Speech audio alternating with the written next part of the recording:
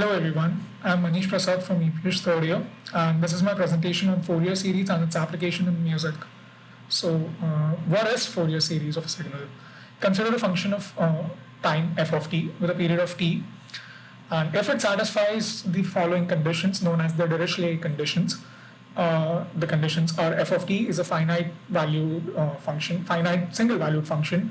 F of t is piecewise continuous, having finite number of at most finite number of discontinuities, and f of t has at most finite number of maxima and minima within the interval. Then it can be expanded into a series, the expression of which is given over here. And the expression is f of t is equal to a naught by 2 plus summation from 1 to infinity. This expression a n cos n omega t plus b n sin n omega t, where omega is given by 2 pi by the time period capital T.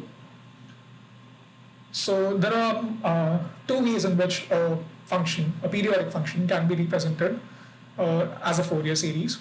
The first one is a trigonometric expansion, which was shown above, like in the previous slide. And the coefficients, the expressions for the coefficients are as follows.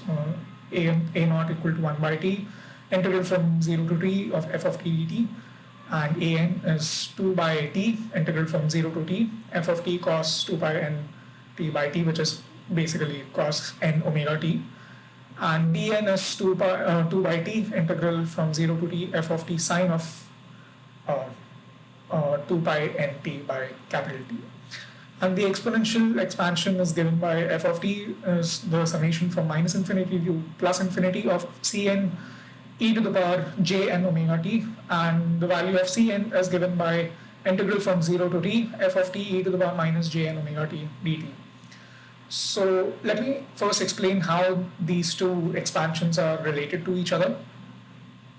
Okay, so the reasoning is pretty straightforward. If we just consider this, the first expression, the trigonometric expression, we can always expand these cosine and sine terms in the form of the complex exponential factors. Cos can be written as e to the power ix plus e to the power minus ix by 2, and the equivalent over here is e to the power j n omega t plus e to the power minus j n omega t by 2. And similarly, we can do this for the sine function, and it's given by e to the power j n omega t minus of e to the power minus j n omega t by 2j. And we can further simplify this, and taking the common terms over here, we get this. And I've directly written this as f of t is equal to minus summation from minus infinity to infinity cn e to the power j n omega t. Here is the reason why. Look at this first term, which is attached to e to the power j n omega t. We can call this term as cn, and the other term a n plus j b n by 2, that will be the c of minus n, because of the reasons over here.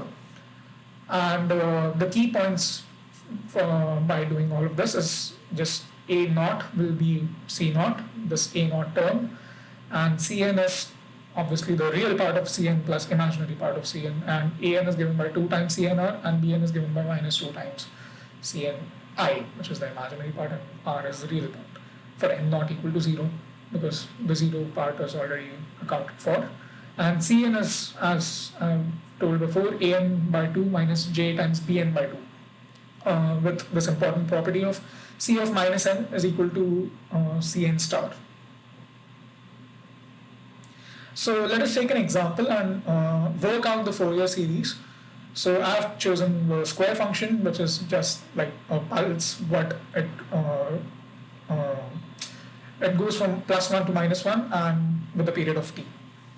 And since this is an odd function, the example that I've taken over here, the a and it passes through the origin, and because of all of this, only the bn terms will remain. So here is the math behind all of that. Let us dig into it. So since bn was 2 by t, integral from 0 to t of f of t sine of 2 pi n t by t, the integral from 0 to t can always be broken down into minus t by 2 to 0 and then from 0 to t by 2. Because we are the main concept of doing the integral from 0 to t is to cover the entire time period or the entire period of the function. So we can always do this, that is minus t by 2 to 0 and 0 to t by 2. And this is essential over here because the value changes, and at one side it's 1 and the other side it's minus 1. And in the first one we can substitute t as minus x or minus t for that matter, and we get this. And since this is an odd function, we can always replace f of t by minus of f of minus t, which is a property of odd functions. And we get this. And these two terms are exactly the same, so we can just add them up, and as it's written, we can always replace x with t because it's just a variable for integration. And so we get this. And if we substitute f of t as 1, because we are doing the integral from 0 to t by 2, and performing the integral, we'll get this expression. And if we substitute even values for n and odd values of n, we get different results. For even values of n, this term cancels out, and the value of bn for n equal to even is 0, while for n equal to odd, the value of bn is 4 by pi n. So we can take the 4 by pi outside, and we get the following expression, which is f of t equal to 4 by pi. And in the brackets, we have sine of omega t plus sine of 3 omega t by 3, and sine of 5 omega t by 5, sine of odd omega t by this odd number, where again omega is 2 pi by t. Substituting t equal to 2 for the sake of an example, we get this expression. I'll just put t equal to 2 over here. And this is the type of result that we get if we keep on adding the harmonics. At first, in this case, we can see that it does not like exactly match with the square function, but as we keep on adding more and more harmonics, the result approaches the actual square function. And there's another interpretation for the Fourier series. We can represent it as an animation. Since the Fourier series is a sum of sines and cosines, and sines and cosines are very closely related to circles, we can perform a kind of a trick to get a visualization for what happens while adding multiple harmonics. And this analogy is very similar to the one that we do while studying simple harmonic motion, which is to take the shadow of okay, let me explain it this way. Consider a particle moving around a circle, and if we take the shadow of that on a plane, we can see that it's basically a simple harmonic motion, and I'll show the animation over here. Yep. As you can see, the red dot on the circle is the actual SHM performed by some particle, let's say attached to a spring, and we can see that the particle moving around the circle, if we take the image on the y-axis, it's basically the SHM, and we can do that shadow thing with a time axis, and we can see that it forms a sine wave. So for the sake of an example, I've taken the sawtooth wave, and since the sawtooth wave is odd, I've considered the odd sawtooth wave. Only the sine terms will remain, and the value of Bn is given by this. And for the sake of an example, I've chosen the value of the amplitude to be 3. And this is the type of animation that we get. Please excuse the lag in the animation because my laptop was unable to handle it for some reason. But I think it's pretty smooth. But you can see over here, we have taken the exact same principle from SHM, and we have taken the shadow of the particle at the last circle. And this last circle thing is because, I've considered the 4 harmonics. And this is the analogy, and that was the animation. So let's move on to the second part of my presentation, which is the use of Fourier series in digital music. So the main topic that I wanted to hit was additive synthesis, because that is like one of the main things, that is the most basic thing that of digital music production or electronic music. So additive synthesis is a sound synthesis technique that creates timbre by adding sine waves together. timbre is just a fancy term to say like the quality of the sound. For example, the sound of a guitar and the sound of a piano is very different, even if we are playing the same note. And the timbre of musical instruments can be considered as a series of Fourier series consisting of multiple harmonic or enharmonic partials or overtones. Overtones are just like these terms mean almost the same thing.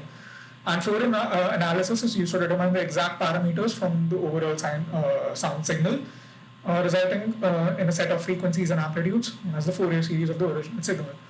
And another really important use is we can use a fast Fourier transform. I know that it's not the part of my. I won't go into detail in this presentation.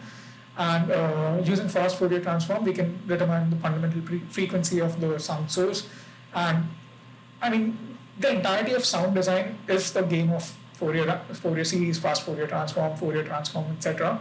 And we can use these techniques in many applications like filters, sound filters, auto-tune, which is a really huge thing in popular music, morphing of sounds, which is like combining sounds, and compressing audio files by eliminating some of the frequencies that are unheard, which might like increase the size of the file, and yeah, we can just remove them because no one can hear them.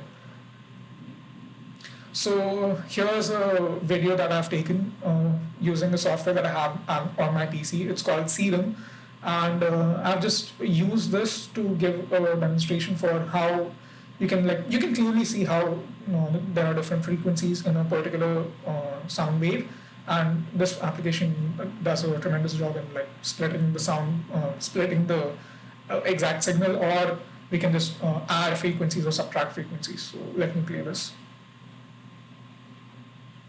So here I have chosen, and this is the sound of the sine wave. And the thing that I've reduced was sort of a term, and obviously the sound does not change if we are changing the phase. So now let us consider a sawtooth. That was the sound of the sawtooth. And when I clicked that, we can see that the program instantaneously gives the Fourier series of the sawtooth. And now I'm editing, like I can just, like with a drag of my mouse, I can just remove frequencies and add frequencies.